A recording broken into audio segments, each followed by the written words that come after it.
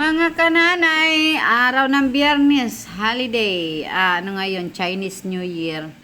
Punta tayo dito sa ating pailihan ng isda. Dumayo ako mga kananay, madaling araw. At ako'y naghahabol ng sariwang isda. Ayan. At ang nabili ko ng isda ay sariwa literal. Kaya lang, sariwa din ang presyo. Ganon talaga.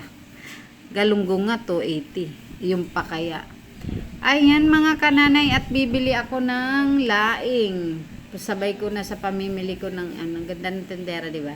Ayan mga kananay, at bumili rin ako ng kamuting kahoy at ilalaga ko. Ang hirap ngayon kumuha ng isda. Ang hirap bumili ng isda mga kananay. Nahihirapan ako kasi nga si Mister bawal ng ng babad na nayayelo.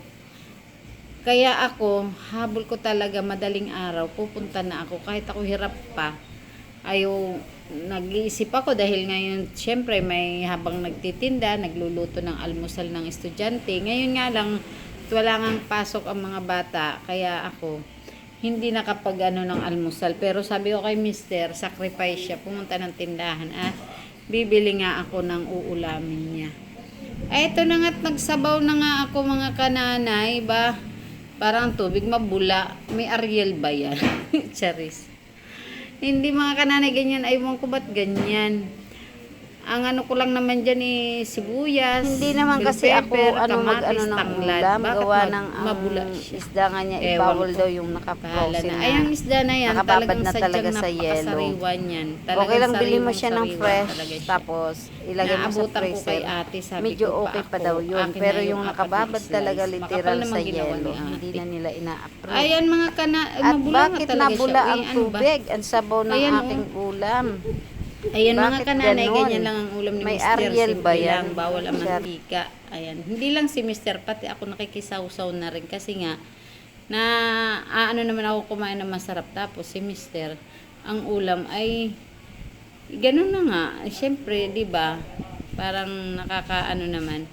Ayan, sobrang bula mga kananay. Bakit ganun ang tubig? Bakit? Mineral ang gamit. Ayan, nilagyan ko na nga ng mustasa yan. Nilagyan ko mga kananay ng mustasa. At, siyempre, isinabay ko yung isda dito sa, labanos. Sinabay ko yung isda sa labanos. Ayan. Ayan siya mga kananay. Masarap na isda yan.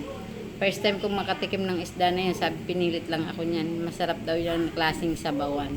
Kaya, sige, for the go, hindi lang madugo, okay na.